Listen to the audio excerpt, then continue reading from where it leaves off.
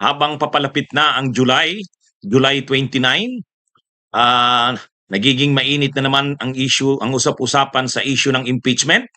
Ang July 29 kasi, ang naunang sinabi na pagsisimula ng impeachment trial sa ilalim na ng bagong 20th Congress na Senado. July 28 kasi, magkakaroon ng State of the Nation Address ang presidente. Kinaumagahan, sunod na araw, July 29, ayon sa dating inanunsyo na kalendar ni Chis Escudero, matapos ang State of the Nation Address, kinaumagahan, yung mga bagong senator judges, tulad nila Marcoleta, Camille Villar, Erwin Tulfo, yung iba pang hindi pa nakapanumpa bilang senator judges, ay papanumpain sila bilang senator judges ng impeachment court. Pagkatapos niyan, tuloy-tuloy na kung anong mangyayari sa impeachment ni Sara. Kaya napaka-importante nung July 29. Ngayon, nung isang araw, diniscuss ko ito, posible kayang i-dismiss ng Korte Suprema ang impeachment ni Sara bago ang July 29? Yun yung topic ko nung isang araw. Posible kaya? Posible kaya na hindi na magkaroon ng session ng impeachment court, ang Senado? Hindi na magkaroon ng trial sa July 29 dahil i-dismiss na ito ng Korte Suprema bago ang July 29. Posible kaya yon? Or posible kaya na ang desisyon ng Korte Suprema bago ang July 29 ay ang impeachment ay constitutional, legal, valid, kaya dapat mag-proceed ang trial? Posible kaya yon? Ayun yung diniscuss ko nung isang araw.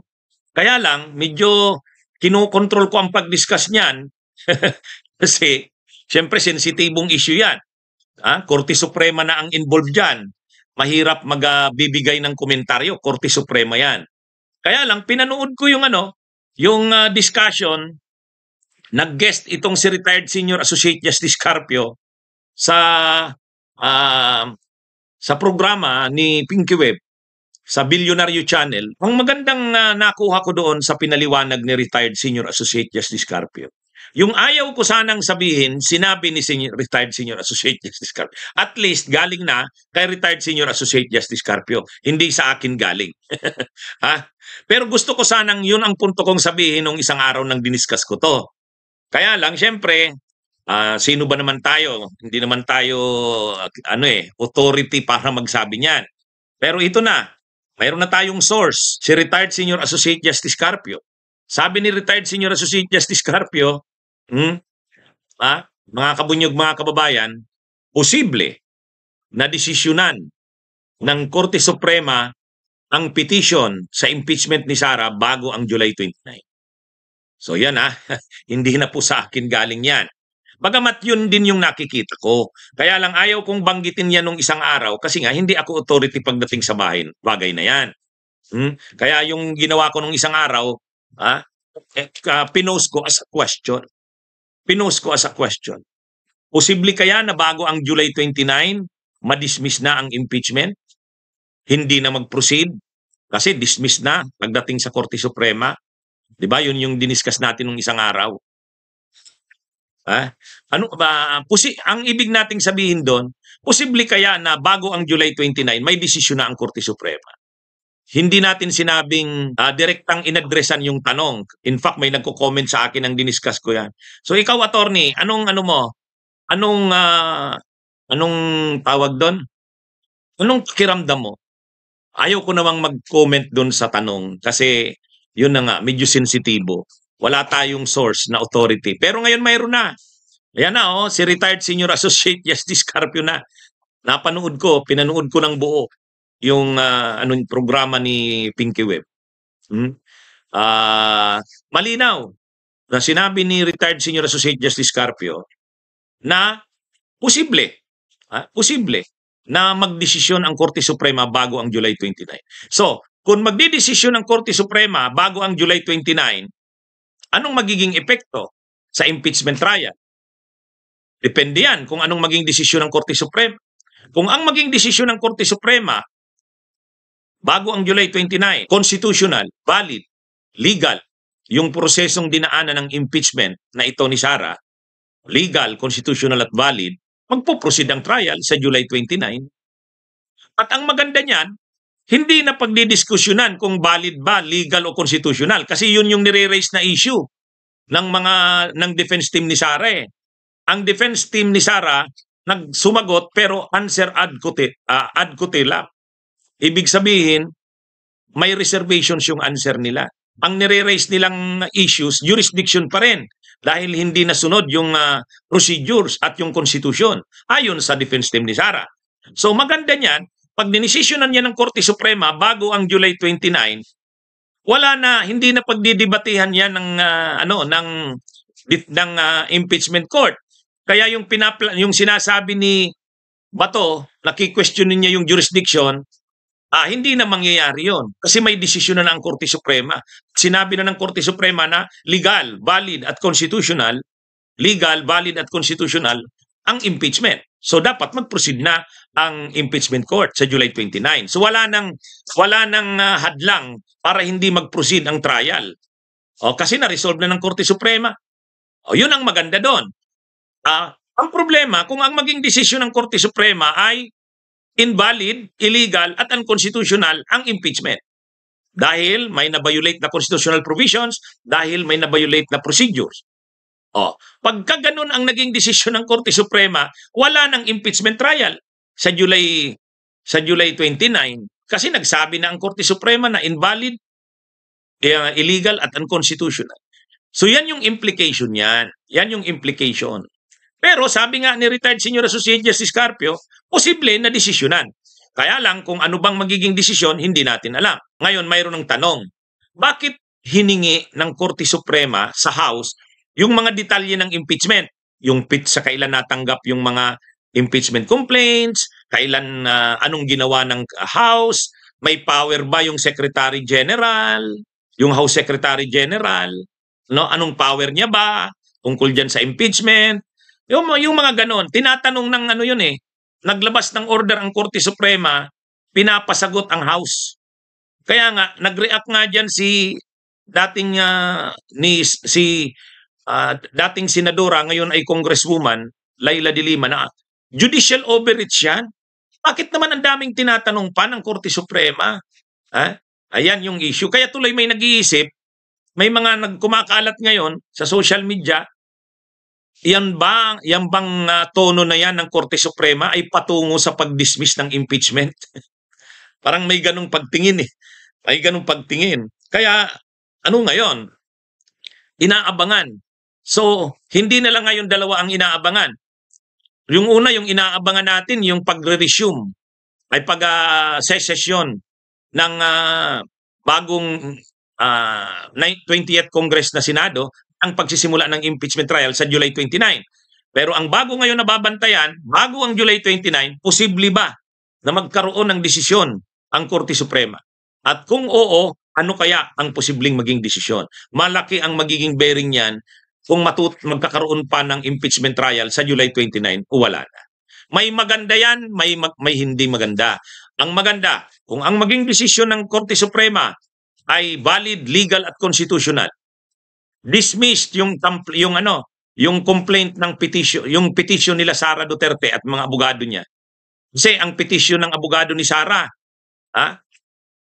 sa Korte Suprema i-declare na valid, ay invalid, illegal at unconstitutional. Pag sinabi ng Korte Suprema hindi nag-a-agree ang Korte Suprema sa petition, walang merito ang kanilang argumento, so ibig sabihin yan, proceed ang trial sa July 29.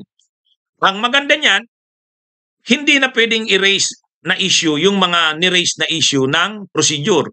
Kasi na-desisyon ng Korte Suprema, tuloy na ang trial. Magpipresent na talaga ng mga ebidensya, testigo, argumento, ang prosecution.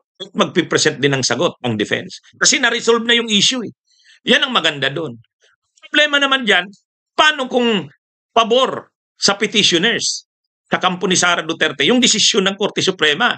Ibig sabihin, sasabihin ng Korte Suprema, nag-a-agree ang Korte Suprema sa side ng petitioners na invalid, illegal at unconstitutional ang impeachment na final. So, pagka ganyan, gagamitin na yan na basis ng impeachment court na wag nang ituloy. Ano na, illegal eh, unconstitutional. So yan yon. Kaya mas nagiging importante ngayon itong July 20, itong bago ang July 29 na desisyon. Ngayon, sigurado ba na didesisyon na ng Korte Suprema bago ang July 29? Ang sabi ni retired Senior Associate Justice Carpio, ang sense niya, yung parang yung feeling niya, yung pakiramdam niya, oo. Yun yung sabi ni retired Senior Associate Justice Carpio. Ngayon, bakit humihingi ng masyadong detalye ang Korte Suprema sa House na parang ang tono ay papaboran ang kampo ni Sara kasi ang daming hinihingi doon.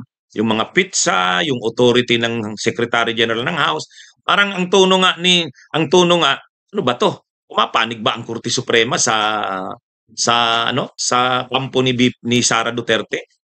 Kaya tuloy nagtatanong ang marami. Ano bang plano ng Korte Suprema? Baka panigan nila ang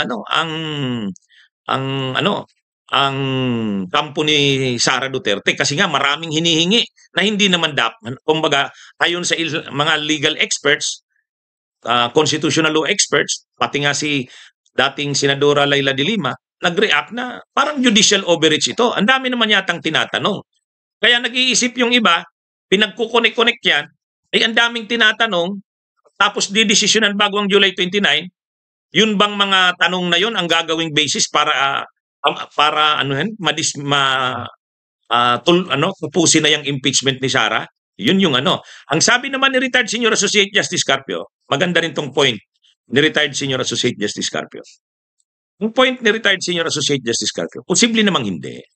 Mayroon lang talagang mga missing details, mga halimbawa yung mga eksaktong pizza, na lacking doon sa petisyon ng kampo ni Sara na gustong ma-confirm ng Supreme Court bilang bahagi ng kanilang magiging desisyon. So may gusto lang nilang i-confirm yung mga pizza. Yung mga pizza, kailan na-receive ng House, anong ginawa ng House, kumbaga mga informations o mga detalye na kailangan. Pero sabi ni retired Senior Associate Justice Carpio, sa kanya, hindi niya tinitingnan yun na problema. Parang sa kanya, baka may gusto lang talagang i-confirm ang Korte Suprema ng mga dates or informations. Kaya anyway, ang sabi ni retired Senior Associate Justice Carpio, mukha kasing may desisyon na, mukha kasing yung ponente, malinaw na sa kanya. May gusto na lang siyang i-confirm na mga information at isa. So ibig sabihin, posibleng may desisyon na yan, kaya posibleng mailabas yan bago ang July 29. Kaya nga, ayon din sa discussion ni Pinky Webb sa kanil retired Senior Associate Justice Carpio, July 8, nagpalabas ng order ang Korte Suprema para mag-submit ng ilang mga detalye at information ang House, pati rin ang Senado. At within 10 non-extendable days. 10 days. So ibig sabihin July 18. So sa July 18, pagkatanggap ng Korte Suprema, pwede nang decide ang Korte Suprema bago ang July 29. So yun ang aabangan natin. Medyo nakakaano to, medyo kaabang-abang itong anong to. Kaya lang, hindi talaga mapigilan yung pagre-react ng ating mga kababayan, mga kabunyog, mga kababayan. Kasi sabi nila, attorney, di ba karamihan ng mga justices ng Korte Suprema appointed ni Duterte? Iniisip nila, paano kaya kung yung mga justices na yan pumanig sa kay Sara Duterte? Totoo naman 'yon. Sa ngayon sa komposisyon ng justices ng Korte Suprema, parang 15 yan, 15. Ang dalawa diyan appointed pa ni Pinoy, si Kagiwa at saka si Leonin. Ang isa diyan, Villanueva ba 'yon? Appointed na yan ni PBBM. The rest kay Duterte yan. Pero siyempre tayo, naniniwala naman tayo na ang mga justices ng Korte Suprema, in-appoint yan ng mga presidente kasi yan ang nakalagay sa konstitusyon. Pero may judicial independence yan. Ang pinaniniwalaan natin na once ma-appoint ka, independent na ang ang isip mo. Hindi ka na doon tumatanaw sa nag-appoint sa iyo. 'Yun ang ine-expect natin. Sana nga ganun, yan, basta yan ang natin. abangan natin yung magiging development sa darating na mga araw. Okay, mga kabunyog, mga kababayan, magandang araw po sa inyo lahat. Bunyog, bunyog, halikan na kasama ka. Bunyog, kapag buklod ay may pag-asa. Luzon, Visayas, Mindanao, isa ang pananaw. Sa bagong Pilipinas ang bunyog isisigaw. Bunyog,